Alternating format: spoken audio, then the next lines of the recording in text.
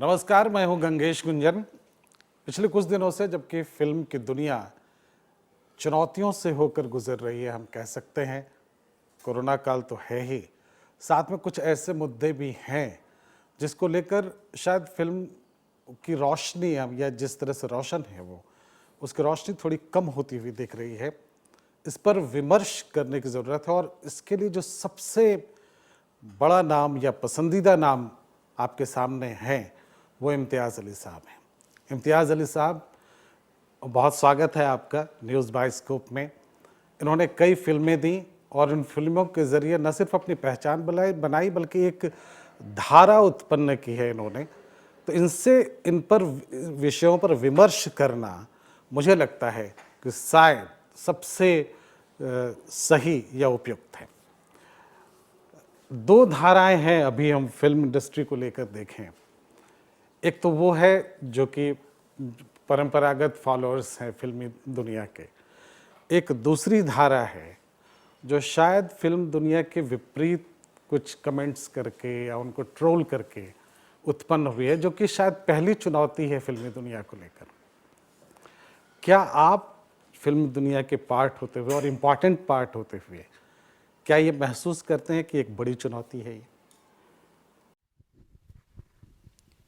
फिल्मी दुनिया लोगों को बहुत आकर्षित करती है।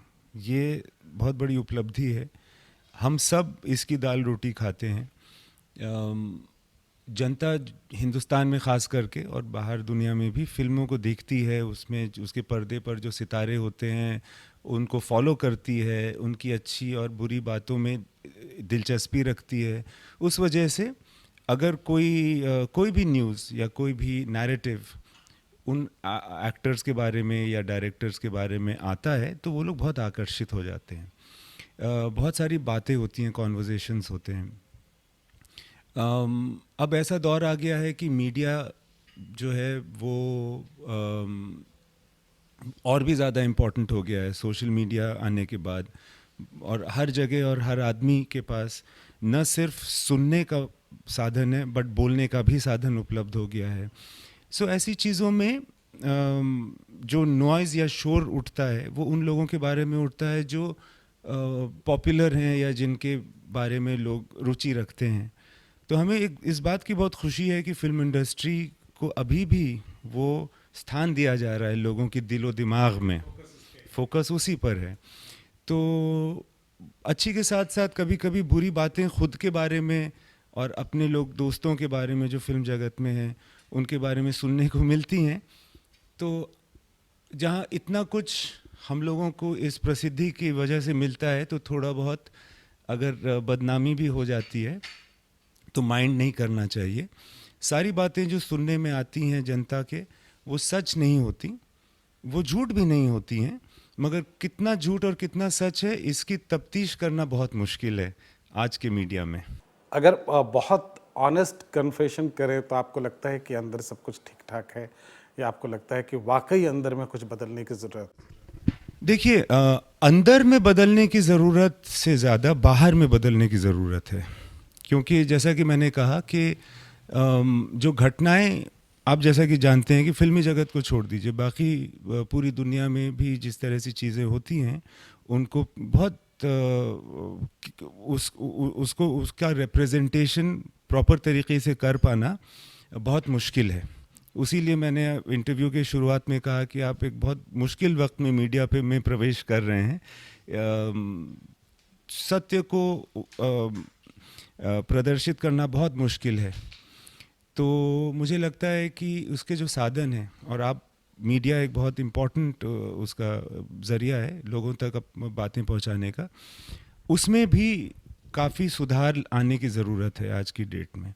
मुझे नहीं लगता है कि फिल्म इंडस्ट्री में इतना कुछ वबाल होता है या इतनी कुछ त्रुटियां हैं जितनों की बात होती है। मगर जैसा कि मैंने कहा कि क्योंकि लोगों को बहुत ज़्यादा दिलचस्पी है तो बातें बहुत बढ़ जाती हैं उसके बारे में। क्या ये दौर है, हम कह सकते हैं दो राहें पे है फिल्मी दुनिया कि स्टार्स टारगेटेड हैं, स्टार्स को टारगेट किया जा रहा है तो उनकी चमक थोड़ी फीकी पड़ रही है, और इसका दूसरा पक्ष ये भी है कि नई धारा के लिए स्पेस क्रिएट हो रहा है और उसको भरने की ज़रूरत है?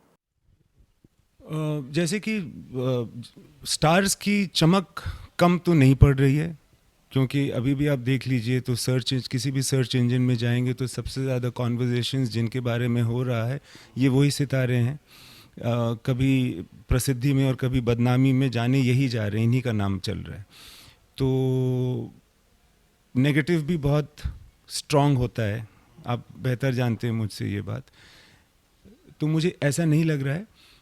बाकी जो अंदर के मुद्दे हैं ना फिल्म इंडस्ट्री के, जो दरअसल चुनाव जो चैलेंजेस हैं वो बाहर डिस्कस करना ही बेकार है, बिकॉज उसके जो डिसीशंस हैं या उसमें जो सुधार लाने की ज़रूरत दरअसल है फिल्मों को अच्छा बनाने के लिए या सिस्टम्स को अच्छा बनाने के लिए, वो हमको आपस में ही करना पड़ता है।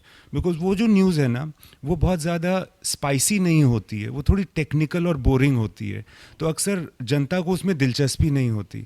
तो हम लोगों को उसको आपस में ही डील करके सॉर्ट आउट कर लेना पड़ता है। वो इम्पॉर्टेंट मुद्दे होते हैं फिल्म मेकर्स के लिए, और उन जैसा क्योंकि वो ड्राई होते हैं और ज़्यादा एंटरटेनिंग नहीं होते, तो हम उसकी बातें खुद ही कर लिया करते हैं। हाँ, और उतना लोग इंटरेस्ट नहीं लेते हैं, उनको एक्टर्स, उनके ग्लैमर, उनकी पर्सनल लाइफ, इन चीज़ों में ज़्यादा रुचि होती है।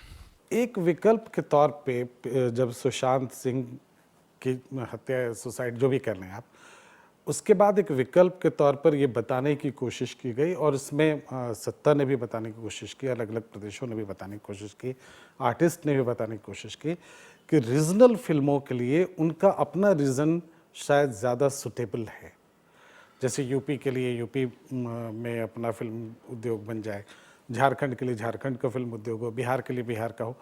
क्या इसमें कोई दम देखते हैं आप? क्या आपको लगता है कि ऐसा संभव है और ऐसा करने से वाकई कोई फ़ायदा होगा जो लोकल लोग हैं और लोकल टैलेंट हैं उनको?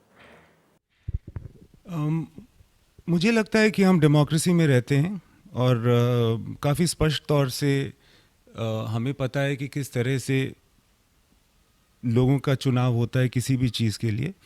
और मेरे ख्याल से डेमोक्रेसी का एक सबसे अच्छा उदाहरण फिल्म इंडस्ट्री है, क्योंकि आप पे कोई रोक टोक नहीं होती कि आपको कौन सी फिल्म देखनी है।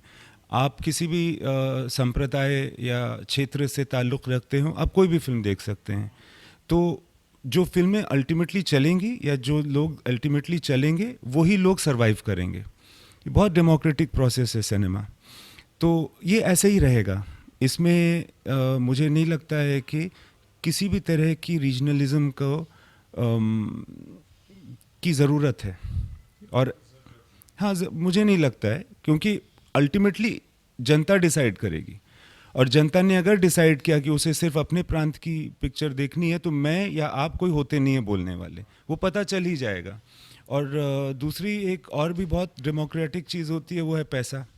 जब डिस्ट्रीब्यूटर को लगेगा कि यार ये जो है बिहार का इंसान बिहारी फिल्में ही देख रहा है, तो फिर वो वहाँ इन्वेस्ट करेगा। तो वो चीज़ें खुद ब खुद चेंज होती रहती हैं। इसमें हम कोई भी अगर नीति बनाएं तो मेरे ख्याल से शायद वो उतना रूट ना, उस मतलब जड़ें ना पकड़ पाए। क्योंकि क्या हो रहा है ना आजकल इंटरनेशनल दौर पे, नार्कोस नाम का एक सीरीज़ है जो कहीं मेक्सिको में कोलंबिया में बनता है, उसको सबसे पहले रिकग्निशन मिलती है जापान में। अब इसका आप हम कुछ नहीं कर सकते। अभी हम कह रहे हैं कि दुनिया जो है एक ग्लोबल विलेज बनता जा रहा है, और ख़ास करके पैंडेमिक में क्या हुआ है कि अलग अलग रीजन के लोग किसी भी रीजन का शोज़ देख रहे हैं, क्योंकि सब कुछ अवेलेबल है।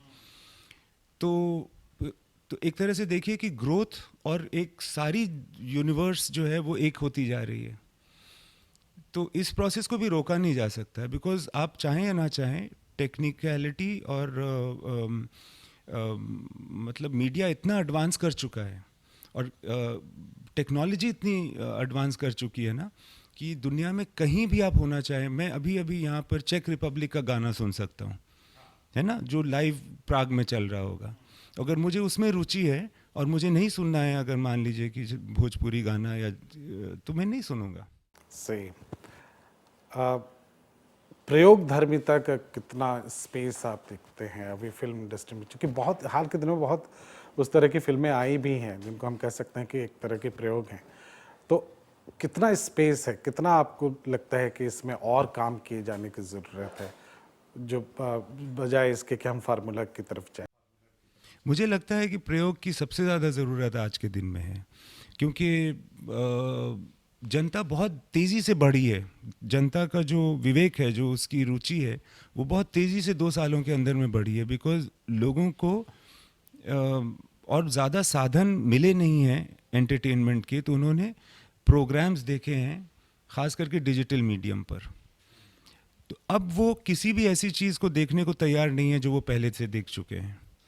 अब उन्हें कुछ नया ही चाहिए। नया होने का मतलब बुरा नहीं है, उन्हें अच्छा ही देखना है, उन्हें सारी चीज़ें चाहिए, बट कुछ नई बात भी चाहिए। प्रयोग के बिना फिल्में अब इस दौर में नहीं चल सकती, मुझे ऐसा लगता है। और एक प्रश्न जो कि आपसे मेरे ख्याल से सबसे ज़्यादा बार पूछा गया होगा कि आप जमशेदपुर से मुंबई पहुंचे तो कैसे आपने स्थान बनाया और आपने ये मुकाम कैसे हासिल किया, क्या क्या मुश्किलें आपको हुई? एक्चुअली मैं सच बताऊं तो मुझे फिल्म इंडस्ट्री पहुंच करके ये एहसास हुआ कि मेरे ही जैसे बहुत सारे लोग वहाँ पहले से मौजूद हैं, और फिल्म इंडस्ट्री के लोगों ने मुझे जिस तरह से वेलकम किया और जिस तरह से मुझे उन्होंने बढ़ावा दिया है, उसी की वजह से मैं कुछ कर पाया हूँ। ये सुनना शायद काफ़ी सरप्राइजिंग लगे बहुत सारे लोगों को, क्योंकि बहुत सारी अलग अलग तरह की नैरेटिव्स होती रहती हैं फिल्म इंडस्ट्री के बारे में, मगर ये बात मेरे लिए बिल्कुल सच है। जिस तरह से आप देखेंगे कि मेरी तरह के कई 100 या 1000 नाम आपको मिलेंगे उन लोगों के जो बाहर से आकर के फिल्म इंडस्ट्री में काम करके अपनी दाल रोटी उन्होंने कमाई हो या कुछ थोड़ा बहुत नाम किया हो। ये कोइंसिडेंटली तो नहीं हो रहा होगा ना पिछले 50-100 सालों में, है ना। हमेशा आप देखेंगे जो बड़े नाम हैं वो बाहर के हैं, तो ये मेरे साथ भी हुआ। तो ऑब्वियसली फिल्म इंडस्ट्री के अंदर जो लोग हैं वो भी एक मैं जैसे हूँ। अब मैं फिल्म इंडस्ट्री के अंदर का हूँ, मगर हूँ तो जमशेदपुर का ना। तो मैं किसी छोटे जगह के लड़के या लड़की के विरुद्ध कैसे नीति अपना सकता हूँ, है ना। तो उसी तरह से मेरे साथ भी लोगों ने बहुत हमदर्दी से, बहुत एनकरेज करते हुए मुझसे डील किया, तभी मैं कुछ काम कर पाया हूँ। फिल्म इंडस्ट्री मुझे लगता है कि एक जैसे ड्रीमर्स की ऑर्गेनाइजेशन है। वहाँ सपना देखने वाले लोग रहते हैं जो अक्सर दिल से सोचते हैं, दिमाग से नहीं सोचते। अक्सर भावुक होते हैं, कभी कुछ गलत सलत बातें भी कर देते हैं। वो इसलिए क्योंकि उनके अंदर वो इमोशनल लोग हैं और सेंसिटिव लोग हैं। ऐसे ही लोग तो कलाकार होते हैं ना, वरना वो राजनीति में जाते। तो ऐसे लोगों का आप समझ लीजिए कि एक संगठन है फिल्म इंडस्ट्री। तो मुझे वहाँ जा कर के लगा कि यार यहाँ तो मेरे ही तरह के लूज़र लोग हैं, तो यहाँ I felt at home over there. और मौजूदा जो सियासी सिस्टम है इसमें दो पक्ष आमने सामने रहते हैं हमेशा। ऐसे में फिल्म बनाना और एक न्यूट्रल फिल्म बनाना या कोई अपनी बात को स्थापित करना कितना मुश्किल है एक फिल्मकार के लिए आज के दिन में?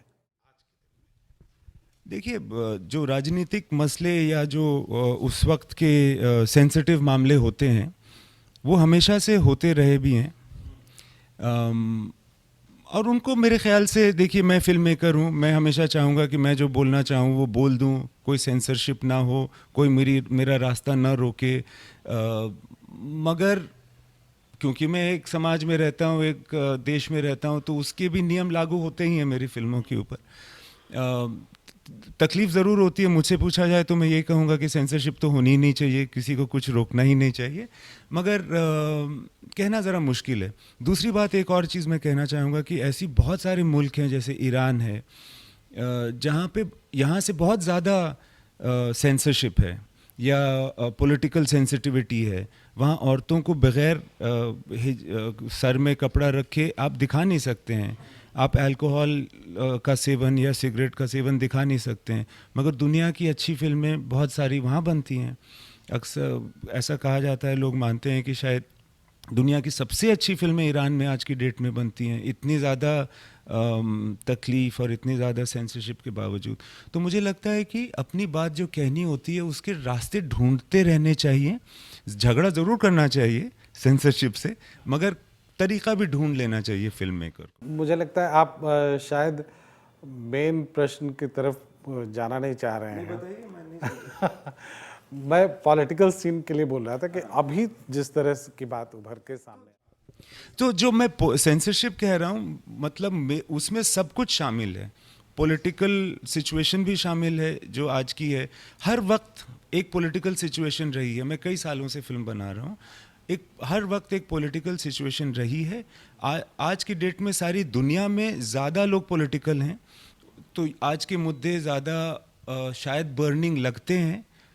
बट मैंने पहले भी अपनी फिल्मों को लेकर के ही अलग अलग तरह के रुकावटें मैंने फेस की हैं, और फिर आप नेगोशिएट करके निकल जाते हैं। अभी कोई ऐसा सब्जेक्ट जो आपके दिमाग में हो, आपको लगता है कि जिससे थोड़ा विवाद भी हो सकता है या जिससे बचा जाना चाहिए? कभी कब ऐसा लगा कि हाल के दिनों में कि कुछ विषय आपके दिमाग में हो लेकिन विवाद के डर से या विवाद में ना घसीटे जाएं इसलिए आप पीछे हट गए हों? देखिए, आप जो कह रहे हैं बात, वो बिल्कुल वैलिड है, मैं नकार नहीं रहा हूँ। जो आप कह रहे हैं कि आजकल सेंसिटिव हैं लोग, वो है। और हम लोग भी कोई प्रोग्राम बनाते वक्त विचार विमर्श ज़रूर करते हैं। आज के डेट पे शायद और थोड़ा ज़्यादा करते हैं, बिकॉज़ बहुत सेंसिटिव है अभी मामला, है ना। तो बहुत सारे इश्यूज़ के बारे में हम लोग सोचते हैं, क्योंकि आजकल क्या हो गया है कि लोगों को समझ में आ गया है कि बहुत आसानी से मतलब विघन बनाया जा सकता है ना। तो थोड़ा सा हम लोग आपस में विचार विमर्श ज़्यादा करते हैं कि यार ये एंगल तो नहीं ख़राब होगा, वो एंगल तो नहीं ख़राब होगा। जो एग्जांपल्स पहले हो चुके हैं उन फिल्मों के या उन सीरीज़ के जहाँ रुकावटें आई हैं, वो हम देखते हैं कि वो मिस्टेक फिर से ना दोहराएं। तो हाँ, थोड़ा ज़्यादा सेंसिटिव हैं, मगर अच्छा, आप इसके पक्ष में हैं कि ओटीटी में जिस तरह से फ्रीडम है दिखाने की, क्या आपको लगता है कि वो फ्रीडम सिनेमा को भी मिलना चाहिए? जी हाँ, मुझे लगता है कि वही फ्रीडम जो ओटीटी का है वो सिनेमा को भी मिलना चाहिए। बिकॉज़ मुझे लगता है जनता तो वही है, जनता तो एक ही है। बल्कि सिनेमा में तो आप रोक सकते हैं कि एक 15 साल या 18 साल से कम का लड़का या लड़की ना जाए सिनेमा देखने के लिए। बट घरों में रोकना तो और भी ज़्यादा मुश्किल है। मैं सेंसरशिप में ज़्यादा बिलीव नहीं करता हूँ वैसे भी। तो मुझे लगता है कि सिनेमा हॉल में भी वो फ्रीडम मिलनी चाहिए। आपका नेक्स्ट प्रोजेक्ट जिसका कि सबको इंतज़ार करें?